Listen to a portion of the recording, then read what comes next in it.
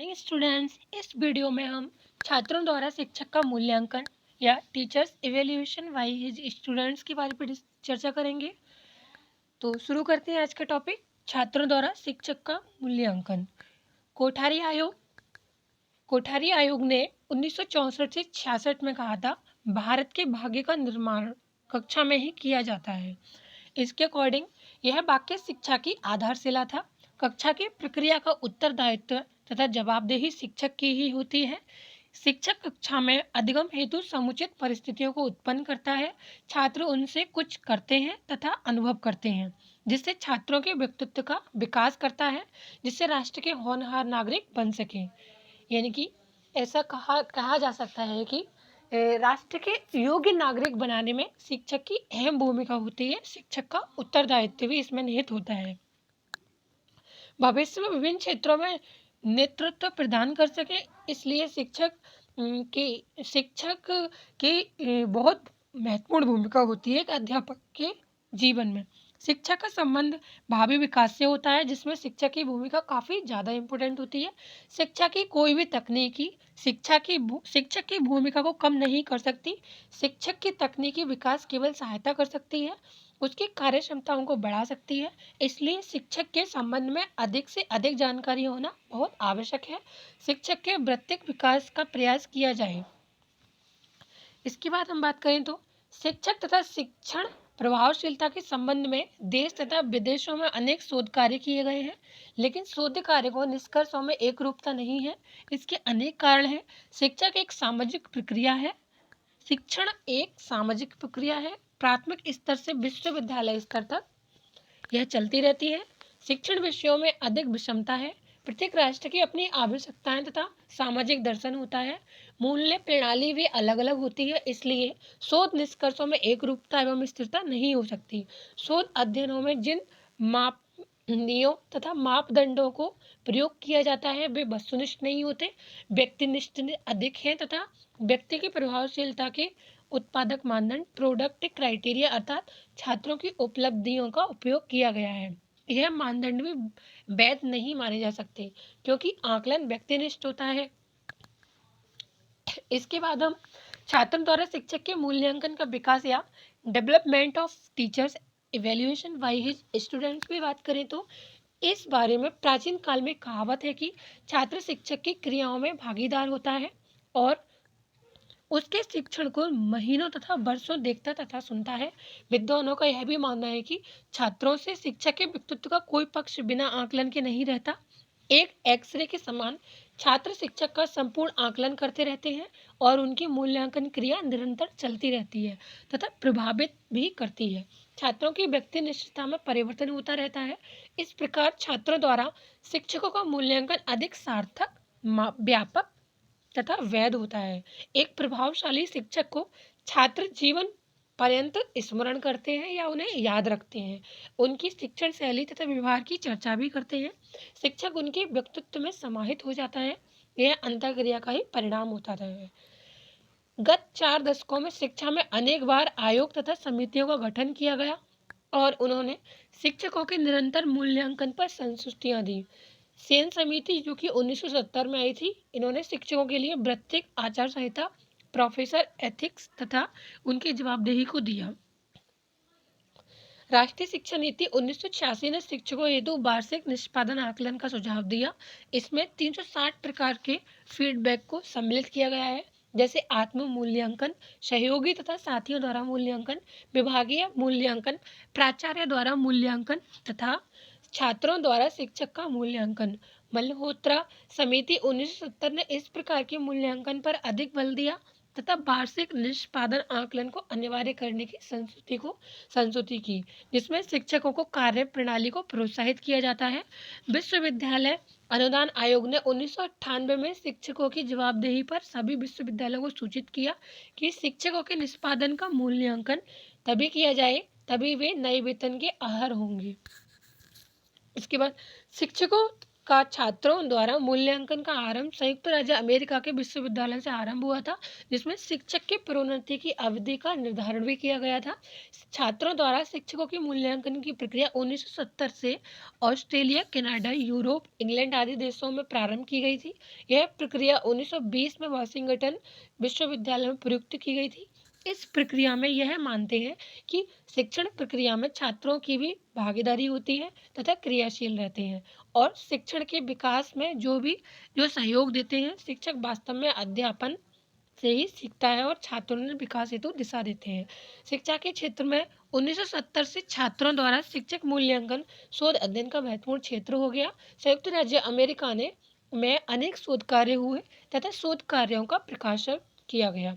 भारत में छात्रों द्वारा शिक्षकों का मूल्यांकन का कॉन्सेप्ट शिक्षा प्रणाली में एक नया क्षेत्र है। भारत में शिक्षक के प्रति छात्रों की पूर्ण आस्था तथा आदर भाव होता है, इसलिए इस कॉन्सेप्ट को महत्व नहीं दिया गया है। अगर हम छात्रों द्वारा शिक्षक के मूल्यांकन को प्रभावित करने वाले कारकों पर बात करें तो factors which affecting teachers evaluation by his students. आज शिक्षा के शोध क्षेत्र में इस प्रक्रिया को अधिक प्राथमिकता दी जा रही है। भारत में अभी शोध कार्य नहीं हुए हैं, लेकिन कुछ शोध अध्ययन में एक मानदंड के रूप में प्रयुक्त किया गया है, परंतु छात्रों द्वारा आकलन का आधार या मानदंड तथा व्यक्तिनिष्ठता ने प्रभावित किया है। विदेशों में अनेक शोध कार्य किए गए हैं जिनके निष्कर्षों को अनेक घटकों ने प्रभावित किया है। यह घटक छात्रों द्वारा मूल्यांकन को व्यक्तिनिष्ठता प्रभावित करती है। मूल्यांकन को प्रभावित करने वाले कारकों के बारे में जान लेते हैं।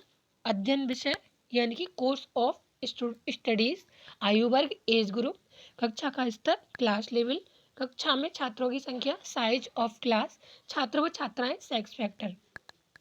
सबसे पहले हम अध्ययन विषय यानी कि कोर्स ऑफ स्टूडेंट की बात करें तो छात्रों द्वारा शिक्षकों के मूल्यांकन में अध्ययन विषयों के छात्रों से आकलन कराया गया। उसमें उन्होंने पाया कि विज्ञान तथा तकनीकी के शिक्षकों का मूल्यांकन का स्तर ऊंचा पाया, जबकि कला विषय के छात्रों का आकलन सामान्य पाया गया। इसके अनेक कारण होते हैं। छात्रों का इन विषयों में आंतरिक मूल्यांकन होता है, इसलिए छात्र शिक्षक का सही मूल्यांकन नहीं कर सकता, क्योंकि शिक्षक को रुष्ट नहीं करना चाहेगा। व्यावसायिक तथा तकनीकी विषयों के छात्रों का जीवन लक्ष्य सुनिश्चित हो जाता है, इसलिए वे अध्ययन के प्रति संवेदनशील रहते हैं तथा कक्षा शिक्षण में अधिक रुचि लेते हैं। अध्ययन विषय की कठिनाई भी शिक्षक के मूल्यांकन को काफी प्रभावित करती है। आयु वर्ग की बात करें तो स्मिथ ने 1922 में इस पर अध्ययन किया। छात्रों द्वारा शिक्षक का मूल्यांकन और शिक्षक प्रभावशीलता के संबंध में उन्होंने पाया कि कम आयु के बालकों पर संबंध सार्थक पाया गया, जबकि उच्च आयु वर्ग के छात्रों में कम संबंध प्राप्त हुआ। कम आयु वर्ग के बालकों में व्यक्तिनिष्ठता कम होती है, जैसा हम देखते हैं, हम अनुभव करते हैं, वैसा ही कहते हैं। उच्च आयु वर्ग के छात्रों में व्यक्तिनिष्ठता अधिक होती है, छोटे बालकों में आज्ञाकारिता का भाव होता है।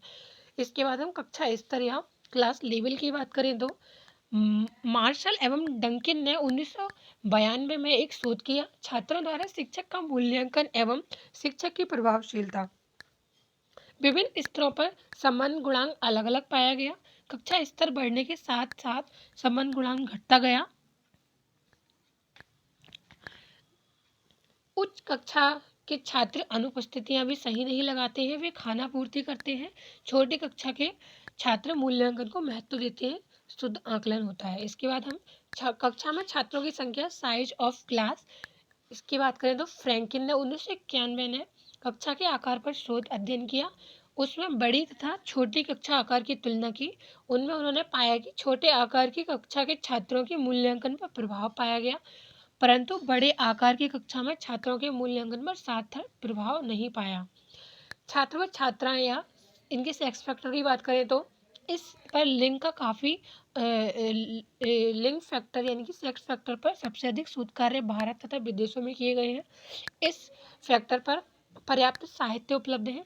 इस फैक्टर पर व्यक्तिनिष्ठता का सबसे अधिक प्रभाव पाया गया। छात्रों द्वारा शिक्षक के मूल्यांकन तथा उनकी प्रभावशीलता के संबंध गुणांक तथा निर्धारकों को ज्ञात किया गया। महिला शिक्षकों को अधिक सहानुभूति मिलती है। इस घटक के अध्ययनों में मिश्रित निष्कर्ष प्राप्त हुए। प्रभावशाली शिक्षकों ने यह घटक अधिक सशक्त रूप में प्रभावित किया। शिक्षकों की विशेषताओं को प्रकट करता है, सामाजिकता भी प्रभावित करती है।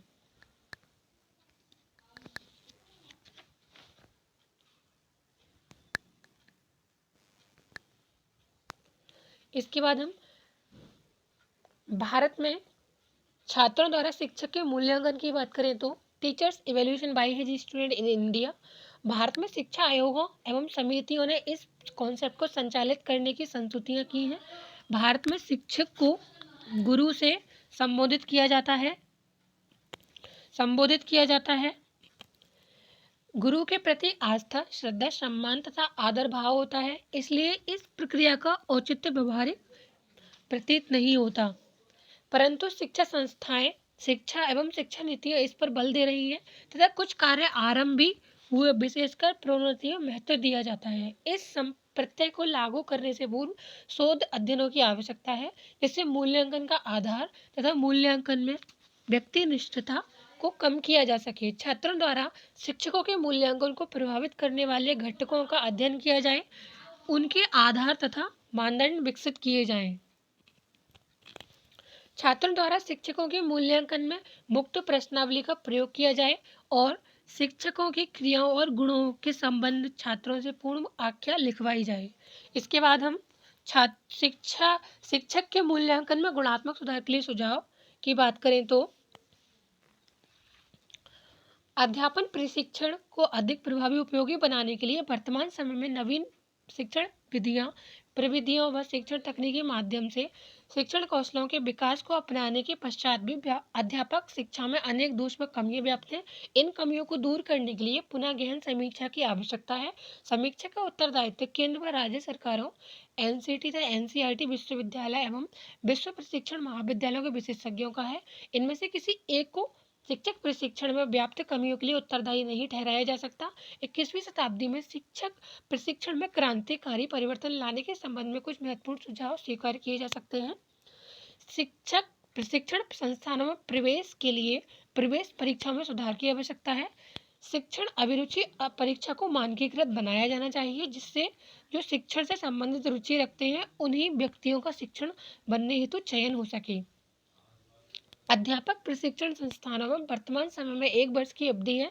स्वतंत्रता प्राप्ति के पश्चात कई शिक्षा आयोगों और समितियों ने प्रशिक्षण अवधि को 1 वर्ष से अधिक करने हेतु सुझाव दिया।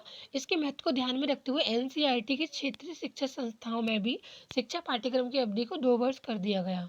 अध्यापक शिक्षा की गुणवत्ता में सुधार हेतु राष्ट्रीय अध्यापक शिक्षा परिषद ने मानदंडों को यथासंभव क्रियान्वित किया जाना चाहिए।